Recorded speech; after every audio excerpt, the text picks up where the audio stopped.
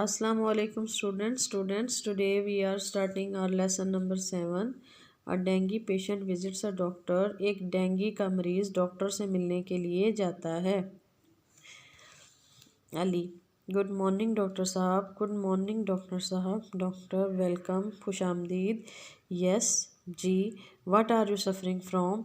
आपको क्या तकलीफ़ है? अली, डॉक्टर साहब, I am suffering from high fever for the last few days. Doctor साहब, मैं पिछले चंद दिनों से शदीद बुखार में मुब्तला हूँ. सफरिंग का मतलब है मुब्तला होना. हाई फीवर तेज़ बुखार या शदीद बुखार. लास्ट फ्यू डेज़ पिछले चंद दिन. I also feel pain behind my eyes and have a severe headache. मुझे आँखों के पीछे दर्द भी महसूस होता है और शदीद सर में दर्द है. सीवियर का मतलब है शदीद, हेडेक सर में दर्द या सर दर्द. Doctor, did you take any medicine? Doctor, क्या आपने कोई दवा ली? अली, यस जी हाँ, but there is no relief. लेकिन कोई आराम नहीं आया. Doctor, I will check you. मैं आपका मुआयना करूँगा. Please sit down. बराए मेहरबानी बैठ जाएं. The doctor checks him up thoroughly. Doctor उसका मुकम्मल मुआयना करता है. And suspects him to be a dengue patient. और उसके एक डेंगी का मरीज़ होने का शुबा जाहिर करता है. सस्पेक्ट्स शुबा जाहिर करता है. As you know, dinghy fever है स्प्रेड इन द एरिया. जैसा कि आप जानते हैं कि डेंगी का बुखार इस इलाके में फैल चुका है. Let me confirm my findings after some test reports. मुझे कुछ टेस्ट की रिपोर्टों के बाद अपनी तशखीस की तस्दीक करने दें. कन्फर्म का मतलब है तस्दीक करना. फाइंडिंग्स तशखीस. डॉक्टर साहब, अली, डॉक्टर साहब, what is dengue fever? Doctor साहब, डेंगी का बुखार क्या होता है? डॉक्टर साहब, it is an infectious disease spread by mosquitoes. ये एक छूत की बीमारी है जो मच्छरों से फैलती है. The symptoms are high fever, headache, pain behind the eyes, aching of muscles and joints. और इसकी अलामात हैं तेज़ बुखार, सर में दर्द, आँखों के पीछे दर्द और पट्ठों और जोड़ों का दर्द. It is also known as break bone fever. इसे हड्डी तोड़ बुखार भी कहते हैं. It usually spreads during and after the rainy season. ये आम तौर पर बारिश के मौसम के दौरान या फिर बाद में फैलता है. अली, डॉक्टर साहब, this is exactly how I feel. Doctor साहब, मैं बिल्कुल ऐसा ही महसूस करता हूँ. How long will it take to recover. मुझे सेहतयाब होने में कितना वक्त लगेगा?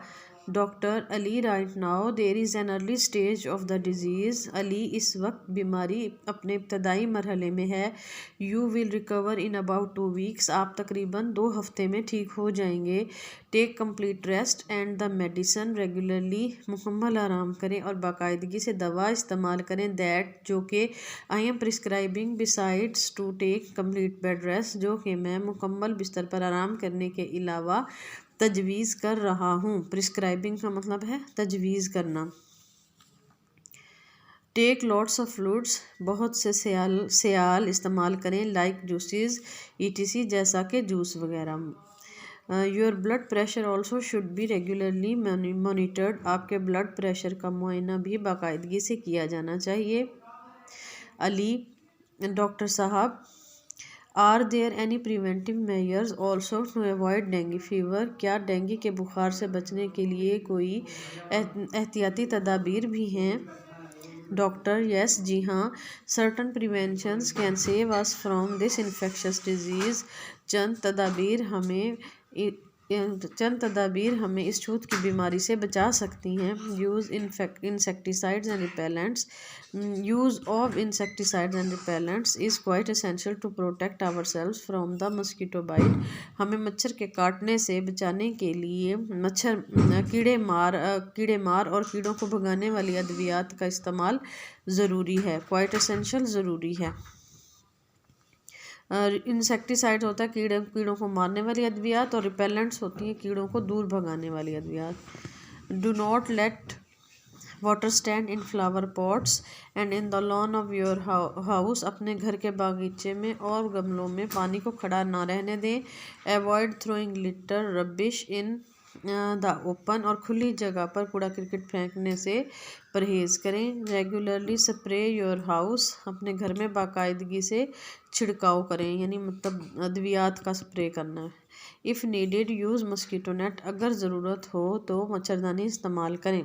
अली, डॉक्टर साहब thank you for giving such useful information, ऐसी मुफीद मालूमात, डॉक्टर साहब ऐसी मुफीद मालूमात देने के लिए आपका बहुत शुक्रिया। I will share it with my all friends, मैं अपने तमाम दोस्तों को ये सब बताऊँगा। Doctor, now take the medicine regularly, अब बाकायदगी से दवा इस्तेमाल करें। I will check you again after a week, मैं एक हफ़्ते के बाद आपका दोबारा मुआयना करूँगा। अली, थैंक यू डॉक्टर साहब। अली, शुक्रिया डॉक्टर साहब। Okay okay. Ali leaves the doctor's room, Ali doctor के कमरे से चला जाता है। And the next patient enters, और दूसरा मरीज़ दाखिल होता है। Students, here are some difficult words. Suffering, मुब्तला होना या कोई तकलीफ़ होना। सवियर, शदीद। हेडेक, सर में दर्द। रिलीफ, आराम। स्प्रेड, फैलना। फाइंडिंग्स, तशखीस। इन्फेक्शस, छूत की बीमारी। सिम्टम्स, अलामात। मसल्स, पट्टे। एग्जैक्टली, बिल्कुल या फिर ठीक ठीक। फ्लूइड्स, सयाल। मेयर्स, तदाबीर। इंसेक्टिसाइड्स, कीड़े मार अद्वियात। रिपेलेंट, कीड़े दूर भगाने वाली अद्वियात या दवा।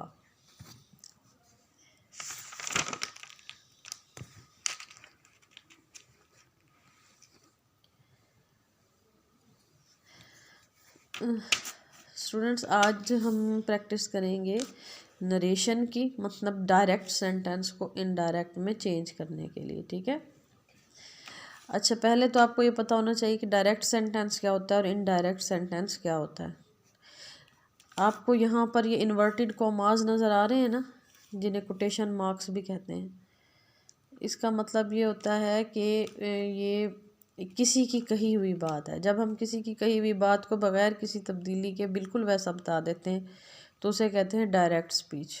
और अगर हम किसी की बात को अपनी वर्डिंग में बताते हैं तो उसे कहते हैं इनडायरेक्ट। जब किसी की कही हुई बात को एज इट इज़ बताया जाता है तो वहाँ पर ये इन्वर्टेड कॉमास लगाए जाते हैं, ठीक है। अब ये जो इन्वर्टेड कॉमास हैं, आप भी लगाते होंगे जब आप लिखते होंगे ना अपने किसी ऐसे में, या कहीं कुछ भी लिख रहे हो तो आप उसमें लिखते हैं कि फ़लाँ शख्स ने ये कहा, या फ़लाँ का ये कॉल है, तो उसके बाद आप ऐसे कॉमास लगाते हैं। इसका मतलब ये होता है कि आप उसकी कही हुई बात को एज इट इज़ बयान कर रहे होते हैं।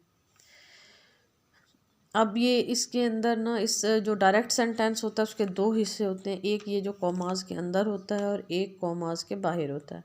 जो कॉमा के बाहर होता है ये वो वाली बात होती है जो कहने वाला होता है ना, यानी जो कि किसी की बात बता रहा होता है। जैसे अब ये लिखा हुआ है ही सेज, तो ये ही है ना जो ये बता रहा है। अब ये क्या बता रहा है, ये किसी की ये एक कही हुई बात बता रहा है, ठीक है। आई एम अ बॉय, ये कह रहा है कि मैं एक लड़का हूँ। यानी ये जो है ना, कोई बात जो है ना, इंसान वो बात बता रहा है किसी की कही हुई बात, और वो ये बताता है कि ये जो ही है ना वो ये कहता है। अब आगे ये क्या कहता है, ये उसकी कही हुई बात है, ठीक है। तो इस बात को बिल्कुल एज इट इज़ इस तरीके से बताया गया है, तो इसलिए इसको कॉमास में लिखा गया है कि ये इसकी ही की कही हुई बात है, ठीक है। अब इसके दो हिस्से हो गए। जहाँ पर ये जो बाहर वाला कॉमास के हिस्सा है इसको कहेंगे रिपोर्टिंग स्पीच, और जो अंदर वाली बात है उसको कहेंगे रिपोर्टेड स्पीच, ठीक है। अब ये जो दोनों स्पीचेज़ हैं मैंने इनके नाम आपको बता दिए हैं, तो इसलिए अब इसके बाद से ना मैं इस बाहर वाले हिस्से को रिपोर्टिंग स्पीच और अंदर वाले को रिपोर्टेड स्पीच ही कहूँगी। अब हमने ये सीखना है कि अब जब इस सेंटेंस को डायरेक्ट से इनडायरेक्ट में चेंज करेंगे तो फिर इसमें क्या तब्दीलियाँ आएंगी, ठीक है। सबसे पहली जो तब्दीली आएगी वो ये आएगी कि हम लोग इसके जो ये कॉमास हैं इनको हटा देते हैं, ठीक है। इनको हटाने के बाद ये फ़िक्रा एक सिंपल फ़िक्रे में तब्दील हो जाता है, ये जैसे नीचे मैंने इसको किया हुआ है, ठीक। अब इसको जब कॉमास को हटाते हैं तो इन कॉमास की जगह पर दैट लगा देते हैं हम।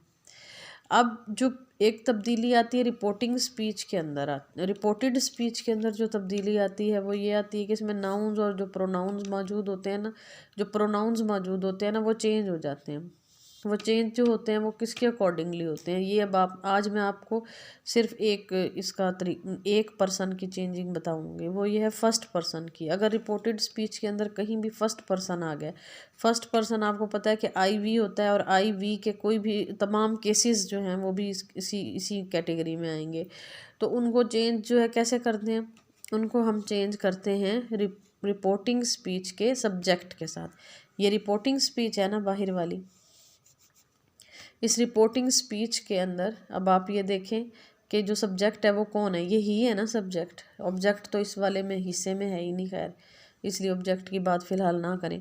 तो इसको चेंज हमने किससे करना है, इस सब्जेक्ट के अकॉर्डिंग नहीं करना है, ठीक है। कैसे करना है अब आप देखें, he says I am a boy. अब देखें इसको मैंने चेंज किया तो ही सेज़ दैट लग गया, तो हमने ये कॉमे ख़त्म कर दिए। ही इज़ अ बॉय, अब हमने आई की जगह ही लगाया है, ठीक है। इसको हमने किसके अकॉर्डिंगली चेंज किया है, सब्जेक्ट के, ठीक। तो सब्जेक्ट के अकॉर्डिंगली हमने जब इसे चेंज किया तो ये ही में चेंज हो गया।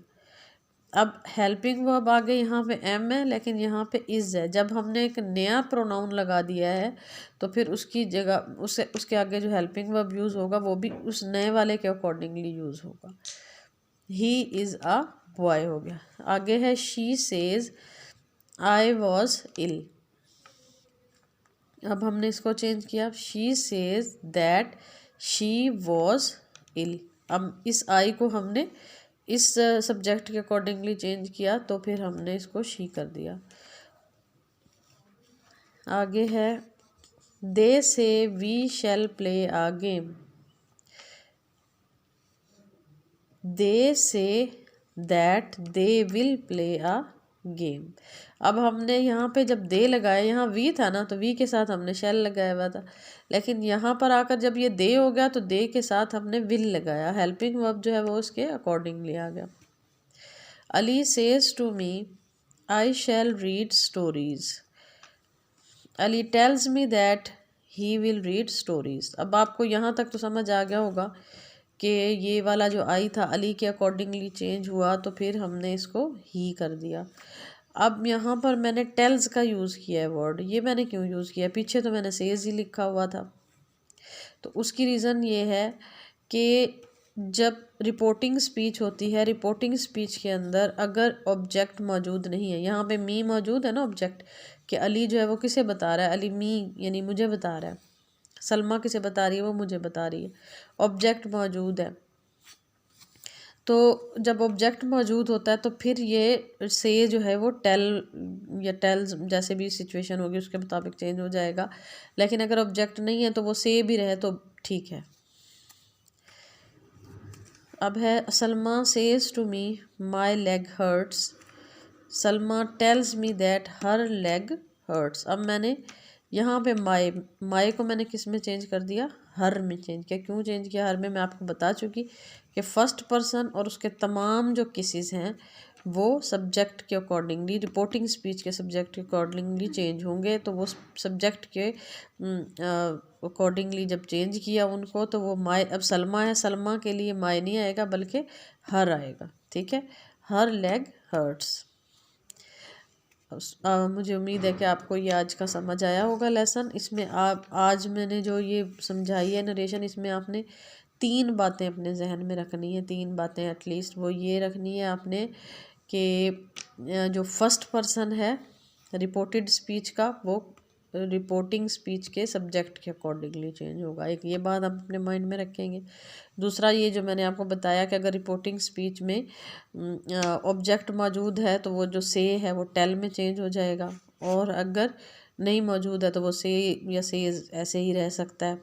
इसके अलावा जो आपने तीसरी बात अपने जहन में रखनी है वो ये रखनी है कि रिपोर्ट जो डायरेक्ट सेंटेंस होता है उसमें ये कोमाज होते हैं, और इनडायरेक्ट में जब हम चेंज कर देते हैं उन्हें हटा के उसकी जगह पर दैट आ जाता है, ठीक है। आपने इसी टाइप के अब सेंटेंसेस खुद बनाने हैं और उनकी प्रैक्टिस भी करनी है।